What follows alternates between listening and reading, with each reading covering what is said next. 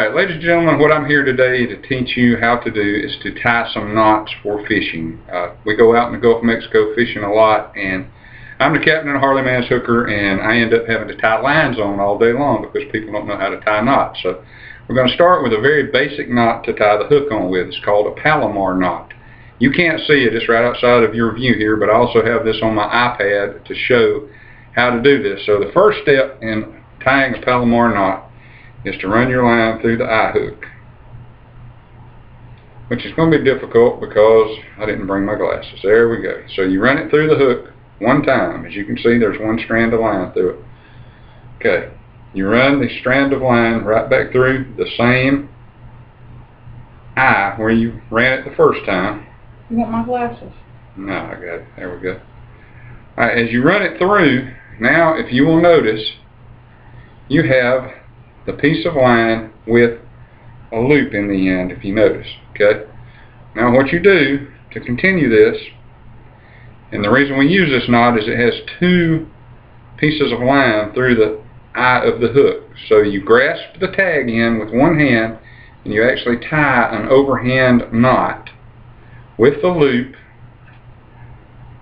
which I'm trying to use a minimal amount of line here, and that makes it more difficult, and I stuck the hook in my fingers. Okay. And this line is fairly old. This is not what we use.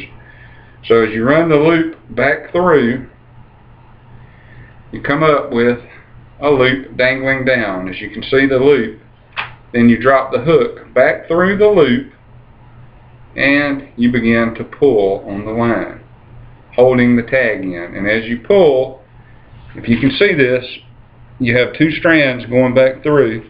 Now right before you get it tight, this is not pretty, but you have to wet the line, and you continue to pull. And as you can see, if I can get this close enough, you end up with the eye of the hook with two pieces of line through it. And there you have it, a Palomar knot. And it's an extremely strong knot because it has two pieces of line through it. And now my student, Kathy, is going to try this with a hook right here. And if she has any questions, she can feel free to scroll through the iPad and see how it works. Goes through here. Okay, so you went through. You come back through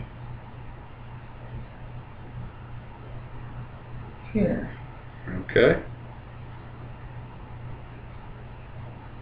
You do an overhanded knot.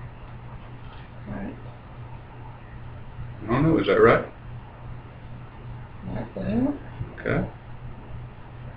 And then go through the hook. Is that right? Alright. First step. Go through and what? Right, what's your second step?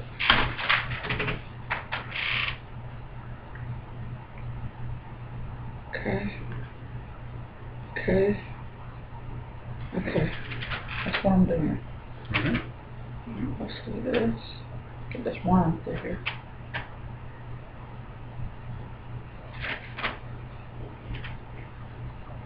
I gotta wet it, right? Right. Hey, I might learn how to do this so you don't have to do mine. And ladies and gentlemen, there's a method to my madness, because she goes fishing with me all the time and I don't get the fish. I end up tying her line. Check it. And you really can't see this, but she did tie it correctly, so I guess it's a lot better doing this in a classroom than out in the boat in the middle of the ocean. Okay, now, yeah, I ain't been able to learn out in the ocean. As one more preface to this, we also use another knot all the time, which is a really simple knot to tie. And what we're going to do is we're going to use another method of tying this one. This one is called an improved clinch knot, and you use that to tie like a swivel on your line. This one is real simple. Run it through, grasp the line again with your hand, and just twist your line. This is 5, 6, 7, 8, 10 times. This is to go to the leader that you use, and you have a big loop left in the bottom. You run it through the big loop, you hold that, and if you'll notice there's another loop in the other end. You run the line back through the other loop and you hold both And see, I missed the other loop. No glasses. How many times you loop it around? About 5 or 6, 7. You know, as long as you go 5, 6, 7 times, you're good. You run it back through the other loop, which I'm not being very successful at this moment. Back through this loop. There we go. And you grasp it, and if you'll notice, you have what looks like 2 loops. Again, wet it, pull, and you have a strong knot to tie your leader on with. That ends up looking something like Can I look at it? this, if you can see it. Okay, now if you want to look at that,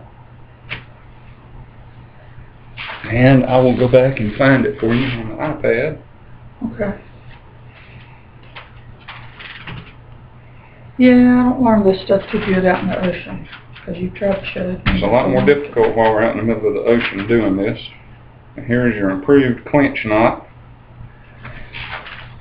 And there's a picture of it and what it looks like in the end. What I'm going to do is just go ahead and cut this one off.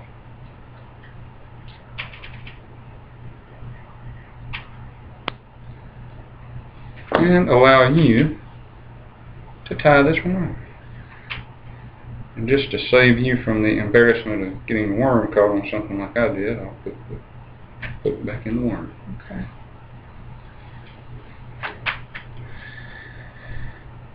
We put this through here.